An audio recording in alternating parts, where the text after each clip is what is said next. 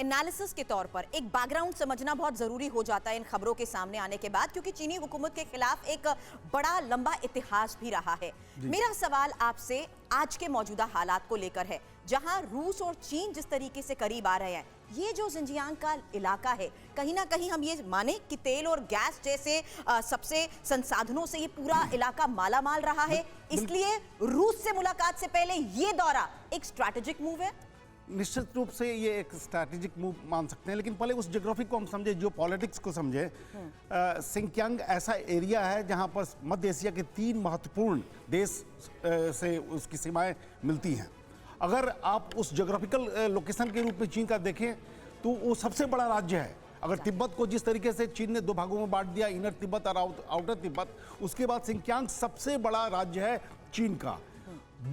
दूसरी उसकी महत्वपूर्ण विशेषता है कि जब चीन का नवोदित कम्युनिस्ट पार्टी का उदय हुआ 1949 में, उस समय वहाँ पर हान पॉपुलेशन 6% थी और मुस्लिम पॉपुलेशन तकरीबन 94% थी। आज अगर आप देखेंगे तो ये 44% हान पॉपुलेशन आ गया और तकरीबन बराबर आ गया।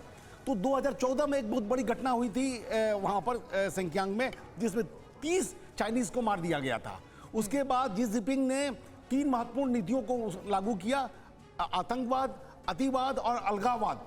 इन तीनों को नेस्तनाबूद कर दिया जाएगा और उसी नक्शे कदम पर एक्सपोज हुआ था इसको लेकर, तभी तो आगे प्रतिबंध लगाने की ये बात आई थी। इस पर आगे चर्चा करेंगे, उससे पहले पूर्णिमा बड़ी खबर। तो बड़ी खबर एक रूस यूक्रेन जंग को लेकर है, उसका अपडेट दे दूं, उसके बाद आप जारी रखिएगा। रूस यूक्रेन जंग के बीच पश्चिम के लिए गंभीर चुनौती है। होलका रूस के समर्थन में उत्तर कोरिया आ चुका है, यानी उत्तर कोरिया ने यूक्रेन के डोनबास को अलग देश की मान्यता दे दी है।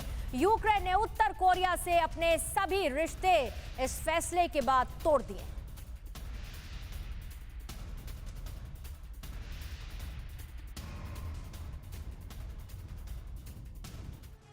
और आइए अब यह भी समझते हैं कि कैसे रूस, चीन और नॉर्थ कोरिया का खतरनाक गठजोड़ कैसे अमेरिका और पूरे पश्चिम के लिए एक चैलेंज बन रहा है। इसके बारे में जानिए।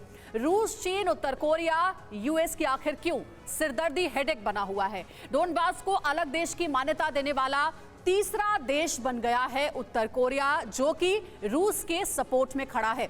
अब तक डोनबास को रूस और सीरिया ने अलग देश के रूप में मान्यता दे रखी है।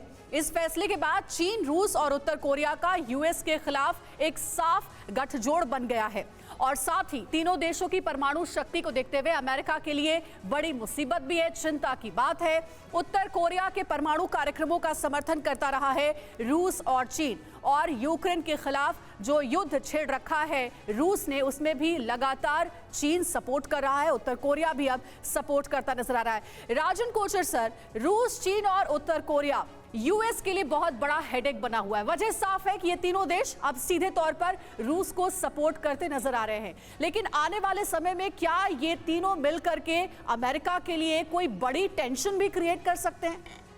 बिल्कुल कर सकते हैं। ये एक ऑकस जो यूएस ने अभी जो अलायंस बनाया है और क्वाड जो उसको बनाया, ये उसका एक जवाब है यूनाइटेड स्टेट्स को। और नॉर्थ कोरिया क्योंकि सबसे प्रॉक्सिमिटी में है यूनाइटेड स्टेट्स की, और जितनी भी उनकी न्यूक्लियर मिसाइल्स हैं वो कोई भी एरिया यूनाइटेड स्टेट्स में स्ट्राइक कर सकती हैं। इसीलिए रशिया और चाइना, एक कहावत है, enemies enemy is my friend, और ये जियोपॉलिटिक्स में बिल्कुल लागू होता है। बिल्कुल। और अभी आने वाले वक्त में आप देखेंगे कि ये तीनों देश एक अपनी अलायंस बनाएंगे, एक मिलिट्री अलायंस की तरह होगी वो अलायंस, और यूनाइटेड स्टेट्स को चुनौती दे सकते हैं। इंटरेस्टिंग अलाइनमेंट दिखाई दे रहा है जनरल कोचर।